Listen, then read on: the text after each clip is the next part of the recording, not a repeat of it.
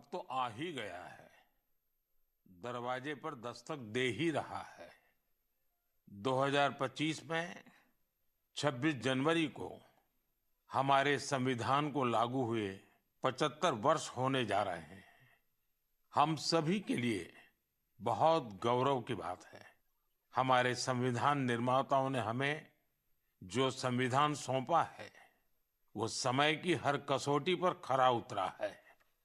संविधान हमारे लिए गाइडिंग लाइट है, हमारा मार्गदर्शक है। ये भारत का संविधान ही है जिसकी वजह से मैं आज यहाँ हूँ, आपसे बात कर पा रहा हूँ। इस साल 26 नवंबर को संविधान दिवस से एक साल तक चलने वाली कई एक्टिविटीज शुरू हुई हैं। देश के नागरिकों को संविधान की विरासत से जोड़ने के लिए constitution75.com नाम से एक खास वेबसाइट भी बनाई गई है। इसमें आप संविधान की प्रस्तावना पढ़कर अपना वीडियो अपलोड कर सकते हैं। अलग अलग भाषाओं में संविधान पढ़ सकते हैं। संविधान के बारे में प्रश्न भी पूछ सकते हैं। मन की बात के श्रोताओं से, स्कूल में पढ़ने वाले बच्चों से, कॉलेज में जाने वाले युवाओं से मेरा आग्रह है, इस वेबसाइट पर जरूर जाकर देखें, इसका हिस्सा बने। साथियों, अगले महीने 13 तारीख से प्रयागराज में महाकुंभ भी होने जा रहा है। इस समय वहां संगम तट पर जबरदस्त तैयारियां चल रही है।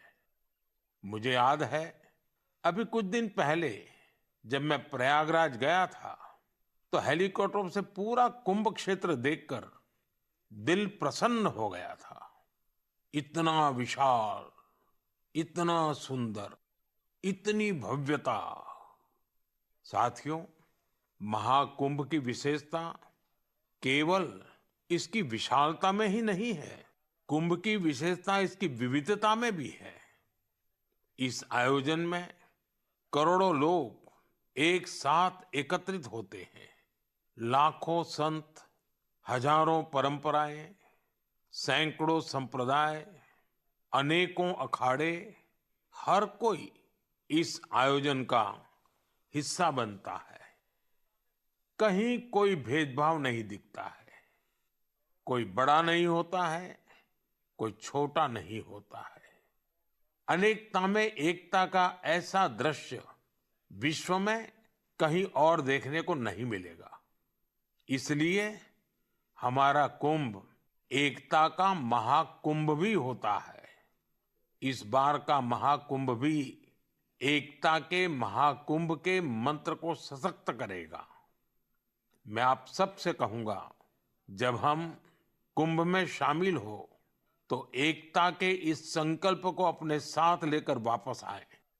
हम समाज में विभाजन और विद्वेष के भाव को नष्ट करने का संकल्प भी लें। अगर कम शब्दों में मुझे कहना है तो मैं कहूंगा, महाकुंभ का संदेश, एक हो पूरा देश। महाकुंभ का संदेश, एक हो पूरा देश। और अगर दूसरे तरीके से कहना है तो मैं कहूंगा, गंगा की अविरल धारा, न बटे समाज हमारा। गंगा की अविरल धारा, न बटे समाज हमारा। साथियों, इस बार प्रयागराज में देश और दुनिया के श्रद्धालु डिजिटल महाकुंभ के भी साक्षी बनेंगे। डिजिटल नेविगेशन की मदद से आपको अलग अलग घाट, मंदिर, साधुओं के अखाड़ों तक पहुंचने का रास्ता मिलेगा। यही नेविगेशन सिस्टम आपको पार्किंग तक पहुंचने में भी मदद करेगा। पहली बार कुंभ आयोजन में एआई चैटबॉट का प्रयोग होगा। एआई चैटबॉट के माध्यम से 11 भारतीय भाषाओं में कुंभ से जुड़ी हर तरह की जानकारी हासिल की जा सकेगी। इस चैटबॉट से कोई भी टेक्स्ट टाइप करके या बोलकर किसी भी तरह की मदद मांग सकता है। पूरा मेला क्षेत्र को एआई पावर्ड कैमरा से कवर किया जा रहा है। कुंभ में अगर कोई अपने परिचित से बिछड़ जाएगा तो इन कैमरों से उन्हें खोजने में भी मदद मिलेगी। श्रद्धालुओं को digital lost and found centre की सुविधा भी मिलेगी। श्रद्धालुओं को मोबाइल पर गवर्नमेंट अप्रूव्ड टूर पैकेजेस, ठहरने की जगह और होम स्टे के बारे में भी जानकारी दी जाएगी। आप भी महाकुंभ में जाएं तो इन सुविधाओं का लाभ अवश्य उठाएं। और हाँ, हैशटैग एकता का महाकुंभ के साथ अपनी सेल्फी जरूर अपलोड करिएगा। साथियों, मन की बात यानी MKB में अब बात KTB की। जो बड़े बुजुर्ग हैं उनमें से बहुत से लोगों को KTB के बारे में पता नहीं होगा, लेकिन जरा बच्चों से पूछिए। KTB उनके बीच बहुत ही सुपरहिट है। KTB यानी क्रश, त्रुश और बाल्टी बॉय। आपको शायद पता होगा, बच्चों की पसंदीदा एनिमेशन सीरीज और उसका नाम है KTB भारत है हम। और अब इसका दूसरा सीजन भी आ गया है। ये 3 एनिमेशन कैरेक्टर हमें भारतीय स्वतंत्रता संग्राम के उन नायक नायिकाओं के बारे में बताते हैं जिनकी ज्यादा चर्चा नहीं होती। हाल ही में इसका सीजन 2 बड़े ही खास अंदाज में international film festival of India Goa में लॉन्च हुआ। सबसे शानदार बात यह है कि ये सीरीज न सिर्फ भारत की कई भाषाओं में बल्कि विदेशी भाषाओं में भी प्रसारित होती है। इसे दूरदर्शन के साथ साथ अन्य OTT प्लेटफॉर्म पर भी देखा जा सकता है। साथियों, हमारी एनिमेशन फिल्मों की, रेगुलर फिल्मों की, टीवी सीरियल्स की पॉपुलैरिटी दिखाती है कि भारत की क्रिएटिव इंडस्ट्री में कितनी क्षमता है। यह इंडस्ट्री न सिर्फ देश की प्रगति में बड़ा योगदान दे रही है, बल्कि हमारी इकोनॉमी को भी नई ऊंचाइयों पर ले जा रही है। हमारी फिल्म एंड एंटरटेनमेंट इंडस्ट्री बहुत विशाल है।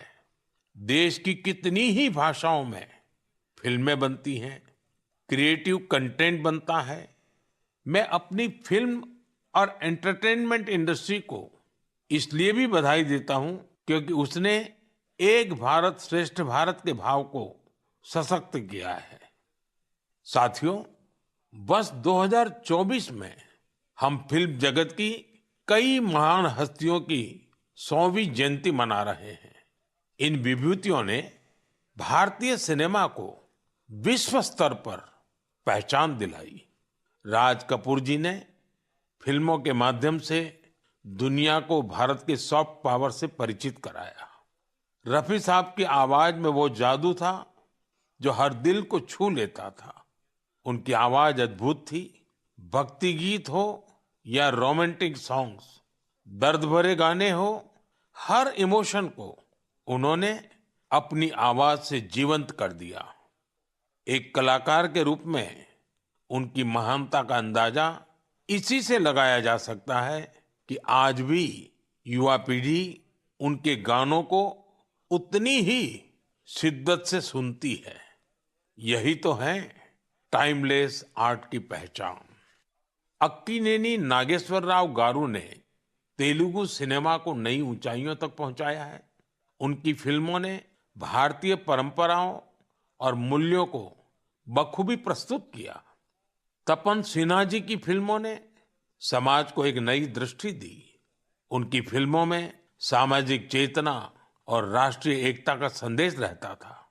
हमारी पूरी फिल्म इंडस्ट्री के लिए इन हस्तियों का जीवन प्रेरणा जैसा है। साथियों, मैं आपको एक और खुशखबरी देना चाहता हूं। भारत की क्रिएटिव टैलेंट को दुनिया के सामने रखने का एक बहुत बड़ा अवसर आ रहा है।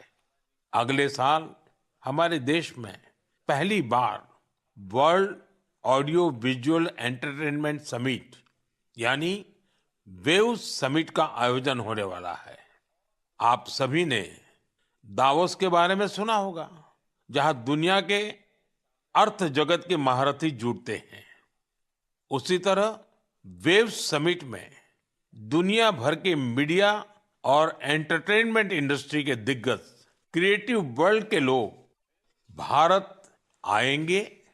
यह समिट भारत को ग्लोबल कंटेंट क्रिएशन का हब बनाने की दिशा में एक महत्वपूर्ण कदम है। मुझे यह बताते हुए गर्व हो रहा है, इस समिट की तैयारी में हमारे देश के यंग क्रिएटर्स भी पूरे जोश से जुड़ रहे हैं। जब हम $5 ट्रिलियन इकोनॉमी की ओर बढ़ रहे हैं, तब हमारी क्रिएटर इकोनॉमी एक नई एनर्जी ला रही है। मैं भारत की पूरी एंटरटेनमेंट और क्रिएटिव इंडस्ट्री से आग्रह करूंगा, चाहे आप यंग क्रिएटर हो या एस्टैब्लिश्ड आर्टिस्ट, बॉलीवुड से जुड़े हो या रीजनल सिनेमा से, टीवी इंडस्ट्री के प्रोफेशनल हो या एनिमेशन के एक्सपर्ट, गेमिंग से जुड़े हो या एंटरटेनमेंट टेक्नोलॉजी के इनोवेटर, आप सभी वेव समिट का हिस्सा बने। मेरे प्यारे देशवासियों, आप सभी जानते हैं कि भारतीय संस्कृति का प्रकाश आज कैसे दुनिया के कोने कोने में फैल रहा है। आज मैं आपको 3 महाद्वीपों से ऐसे प्रयासों के बारे में बताऊंगा जो हमारी सांस्कृतिक विरासत के वैश्विक विस्तार की गवाह है। ये सभी एक दूसरे से मीलों दूर हैं, लेकिन भारत को जानने और हमारी संस्कृति से सीखने की उनकी ललक एक जैसी है। साथियों, पेंटिंग्स का संसार जितना रंगों से भरा होता है, उतना ही खूबसूरत होता है। आप में से जो लोग टीवी के माध्यम से मन की बात से जुड़े हैं, वे अभी कुछ पेंटिंग्स टीवी पर देख भी सकते हैं। इन पेंटिंग्स में हमारे देवी देवता, नृत्य की कलाएं और महान विभूतियों को देखकर आपको बहुत अच्छा लगेगा। इनमें आपको भारत में पाए जाने वाले जीव जंतुओं से लेकर और भी बहुत कुछ देखने को मिलेगा। इनमें ताजमहल की एक शानदार पेंटिंग भी शामिल है, जिसे 13 साल की एक बच्ची ने बनाया है। आपको ये जानकर हैरानी होगी कि इस दिव्यांग बच्ची ने अपने मुंह से इस पेंटिंग को तैयार किया है। सबसे दिलचस्प बात यह है कि इन पेंटिंग्स को बनाने वाले भारत के नहीं, बल्कि इजिप्ट के स्टूडेंट्स हैं, वहां के विद्यार्थी हैं। कुछ ही हफ्ते पहले इजिप्ट के करीब 23,000 स्टूडेंट्स ने एक पेंटिंग प्रतियोगिता में हिस्सा लिया था। वहां उन्हें भारत की संस्कृति और दोनों देशों के ऐतिहासिक संबंधों को बताने वाली पेंटिंग तैयार करनी थी। मैं इस प्रतियोगिता में हिस्सा लेने वाले सभी युवाओं की सराहना करता हूं। उनकी क्रिएटिविटी की जितनी भी प्रशंसा की जाए वो कम है। साथियों, दक्षिण अमेरिका का एक देश है पराग्वे। वहां रहने वाले भारतीयों की संख्या 1,000 से ज्यादा नहीं होगी। पराग्वे में एक अद्भुत प्रयास हो रहा है। वहां भारतीय दूतावास में Erika Huber free Ayurveda consultation देती है। आयुर्वेद की सलाह लेने के लिए आज उनके पास स्थानीय लोग भी बड़ी संख्या में पहुंच रहे हैं। एरिका ह्यूबर ने भले ही इंजीनियरिंग की पढ़ाई की हो, लेकिन उनका मन तो आयुर्वेद में ही बसता है। उन्होंने आयुर्वेद से जुड़े कोर्सेज किए थे और समय के साथ वे इसमें पारंगत होती चली गई। साथियों, ये हमारे लिए बहुत गर्व की बात है कि दुनिया की सबसे प्राचीन भाषा तमिल है और हर हिंदुस्तानी को इसका गर्व है। दुनिया भर के देशों में इसे सीखने वालों की संख्या लगातार बढ़ रही है। पिछले महीने के आखिर में फिजी में भारत सरकार के सहयोग से तमिल टीचिंग प्रोग्राम शुरू हुआ। बीते 80 वर्षों में यह पहला अवसर है जब फिजी में तमिल के ट्रेन टीचर्स इस भाषा को सिखा रहे हैं। मुझे ये जानकर अच्छा लगा कि आज फिजी के स्टूडेंट्स तमिल भाषा और संस्कृति को सीखने में काफी दिलचस्पी ले रहे हैं। साथियों, ये बातें, ये घटनाएं सिर्फ सफलता की कहानियां नहीं है, ये हमारी सांस्कृतिक विरासत की भी गाथाएं हैं। ये उदाहरण हमें गर्व से भर देते हैं। आर्ट से आयुर्वेद तक और लैंग्वेज से लेकर म्यूजिक तक भारत में इतना कुछ है जो दुनिया में छा रहा है। साथियों, सर्दी के इस मौसम में देश भर से खेल और फिटनेस को लेकर कई एक्टिविटीज हो रही हैं। मुझे खुशी है कि लोग फिटनेस को अपनी दिनचर्या का हिस्सा बना रहे हैं। कश्मीर में स्कीइंग से लेकर गुजरात में पतंगबाजी तक हर तरफ खेल का उत्साह देखने को मिल रहा है। संडे ऑन साइकिल और साइकिलिंग ट्यूसडे जैसे अभियानों से साइकिलिंग को बढ़ावा मिल रहा है। साथियों, अब मैं आपको एक ऐसी अनोखी बात बताना चाहता हूं जो हमारे देश में आ रहे बदलाव और युवा साथियों के जोश और जज्बे का प्रतीक है। क्या आप जानते हैं कि हमारे बस्तर में एक अनूठा ओलंपिक शुरू हुआ है? जी हां, पहली बार हुए बस्तर ओलंपिक से बस्तर में एक नई क्रांति जन्म ले रही है। मेरे लिए ये बहुत ही खुशी की बात है कि बस्तर ओलंपिक का सपना साकार हुआ है। आपको भी ये जानकर अच्छा लगेगा कि यह उस क्षेत्र में हो रहा है जो कभी माओवादी हिंसा का गवाह रहा है। बस्तर ओलंपिक का शुभंकर है वन भैंसा और पहाड़ी मैना। इसमें बस्तर की समृद्ध संस्कृति की झलक दिखती है। इस बस्तर खेल महाकुंभ का मूल मंत्र है करसायता बस्तर, बरसायता बस्तर, यानी खेलेगा बस्तर, जीतेगा बस्तर। पहली ही बार में बस्तर ओलंपिक में 7 जिलों के 1,65,000 खिलाड़ियों ने भाग लिया है। यह सिर्फ एक आंकड़ा नहीं है, यह हमारे युवाओं के संकल्प की गौरव गाथा है। एथलेटिक्स, तीरंदाजी, badminton, football, hockey, weightlifting, karate, kabaddi, kho kho और वॉलीबॉल, हर खेल में हमारे युवाओं ने अपनी प्रतिभा का परचम लहराया है। कारी कश्यप जी की कहानी मुझे बहुत प्रेरित करती है। एक छोटे से गांव से आने वाली कारी जी ने तीरंदाजी में रजत पदक जीता है। वे कहती है, बस्तर ओलंपिक ने हमें सिर्फ खेल का मैदान ही नहीं, जीवन में आगे बढ़ने का अवसर दिया है। सुकमा की पायल कवासी जी की बात भी कम प्रेरणादायक नहीं है। जेवलिन थ्रो में स्वर्ण पदक जीतने वाली पायल जी कहती हैं, अनुशासन और कड़ी मेहनत से कोई भी लक्ष्य असंभव नहीं है। सुकमा के दोरनापाल के पुनेम सन्ना जी की कहानी तो नए भारत की प्रेरक कथा है। एक समय नक्सली प्रभाव में आए पुनेम जी आज व्हीलचेयर पर दौड़कर मेडल जीत रहे हैं। उनका साहस और हौसला हर किसी के लिए प्रेरणा है।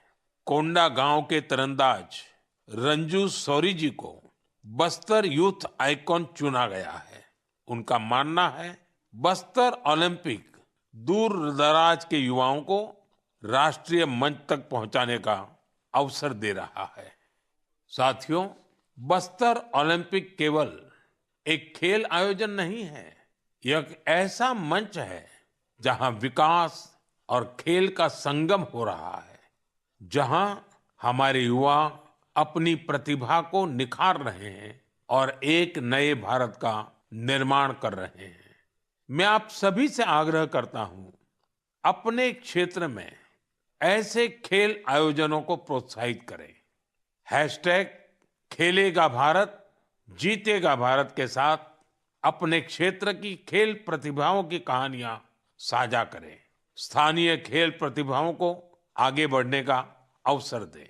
याद रखिए, खेल से न केवल शारीरिक विकास होता है, बल्कि ये स्पोर्ट्समैन स्पिरिट से समाज को जोड़ने का भी एक सशक्त माध्यम है।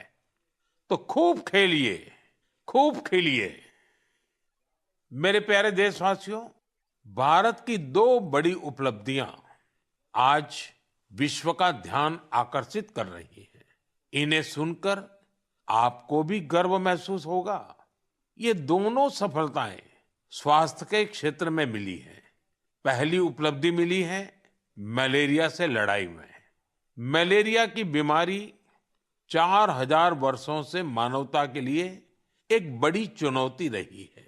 आजादी के समय भी यह हमारी सबसे बड़ी स्वास्थ्य चुनौतियों में से एक थी। 1 महीने से लेकर 5 साल तक के बच्चों की जान लेने वाली सभी संक्रामक बीमारियों में मलेरिया का तीसरा स्थान है। आज मैं संतोष से कह सकता हूं कि देशवासियों ने मिलकर इस चुनौती का दृढ़ता से मुकाबला किया है। विश्व स्वास्थ्य संगठन WHO की रिपोर्ट कहती है, भारत में 2015 से 2023 के बीच मलेरिया के मामलों और इससे होने वाली मौतों में 80% की कमी आई है। यह कोई छोटी उपलब्धि नहीं है। सबसे सुखद बात यह है, यह सफलता जन जन की भागीदारी से मिली है। भारत के कोने कोने से, हर जिले से हर कोई इस अभियान का हिस्सा बना है। असम में जोरहाट के चाय बागानों में मलेरिया 4 साल पहले तक लोगों की चिंता की एक बड़ी वजह बना हुआ था, लेकिन जब इसके उन्मूलन के लिए चाय बागान में रहने वाले एकजुट हुए, तो इसमें काफी हद तक सफलता मिलने लगी।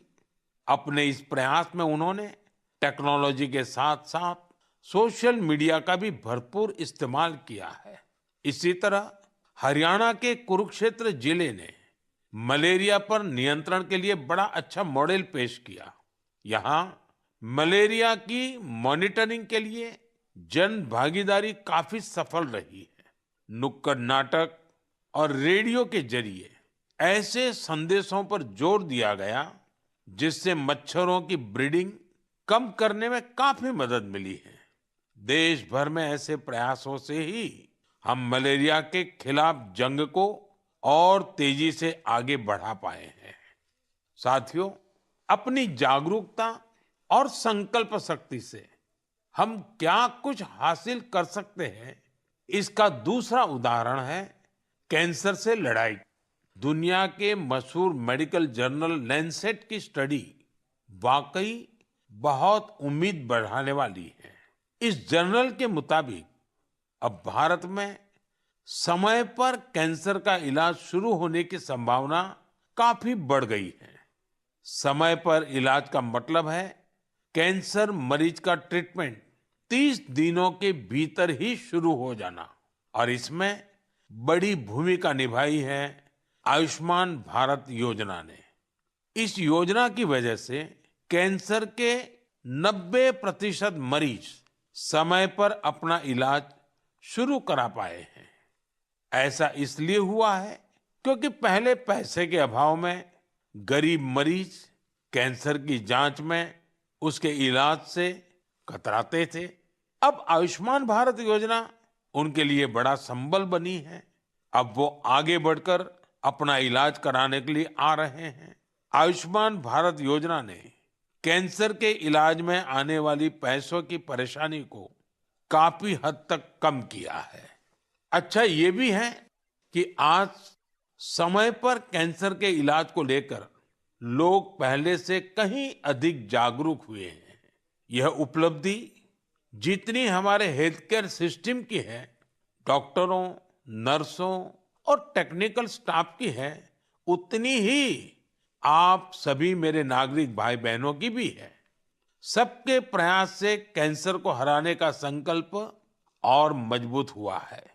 इस सफलता का क्रेडिट उन सभी को जाता है जिन्होंने जागरूकता फैलाने में अपना अहम योगदान दिया है।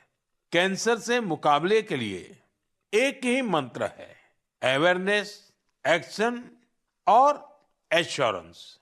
अवेयरनेस यानी कैंसर और इसके लक्षणों के प्रति जागरूकता, एक्शन यानी समय पर जांच और इलाज, एश्योरेंस यानी मरीजों के लिए हर मदद उपलब्ध होने का विश्वास। आइए हम सब मिलकर कैंसर के खिलाफ इस लड़ाई को तेजी से आगे ले जाएं और ज्यादा से ज्यादा मरीजों की मदद करें। मेरे प्यारे देशवासियों, आज मैं आपको उड़ीसा के कालाहांडी के एक ऐसे प्रयास की बात बताना चाहता हूं जो कम पानी और कम संसाधनों के बावजूद सफलता की नई गाथा लिख रहा है। यह है कालाहांडी की सब्जी क्रांति। जहां कभी किसान पलायन करने को मजबूर थे, वहीं आज कालाहांडी का गोला मुंडा ब्लॉक एक वेजिटेबल हब बन गया है। यह परिवर्तन कैसे आया? इसकी शुरुआत सिर्फ 10 किसानों के एक छोटे से समूह से हुई। इस समूह ने मिलकर एक एफपीओ किसान उत्पाद संघ की स्थापना की, खेती में आधुनिक तकनीक का इस्तेमाल शुरू किया और आज उनका ये एफपीओ करोड़ों का कारोबार कर रहा है। आज 200 से अधिक किसान इस एफपीओ से जुड़े हैं, जिनमें 45 महिला किसान भी हैं। ये लोग मिलकर 200 एकड़ में टमाटर की खेती कर रहे हैं, 150 एकड़ में करेले का उत्पादन कर रहे हैं। अब इस एफपीओ का सालाना टर्नओवर भी बढ़कर 1.5 करोड़ से ज्यादा हो गया है। आज कालाहांडी की सब्जियां न केवल ओडिशा के विभिन्न जिलों में बल्कि दूसरे राज्यों में भी पहुंच रही है और वहां का किसान अब आलू और प्याज की खेती की नई तकनीकें सीख रहा है। साथियों, कालाहांडी की यह सफलता हमें सिखाती है कि संकल्प शक्ति और सामूहिक प्रयास से क्या नहीं किया जा सकता। मैं आप सभी से आग्रह करता हूं, अपने क्षेत्र में एफपीओ को प्रोत्साहित करें, किसान उत्पादक संगठनों से जुड़ें और उन्हें मजबूत बनाएं। याद रखिए, छोटी शुरुआत से भी बड़े परिवर्तन संभव है। हमें बस दृढ़ संकल्प और टीम भावना की जरूरत है। साथियों, आज की मन की बात में हमने सुना कि कैसे हमारा भारत विविधता में एकता के साथ आगे बढ़ रहा है। चाहे वो खेल का मैदान हो या विज्ञान का क्षेत्र, स्वास्थ्य हो या शिक्षा, हर क्षेत्र में भारत नई ऊंचाइयों को छू रहा है। हमने एक परिवार की तरह मिलकर हर चुनौती का सामना किया और नई सफलताएं हासिल की।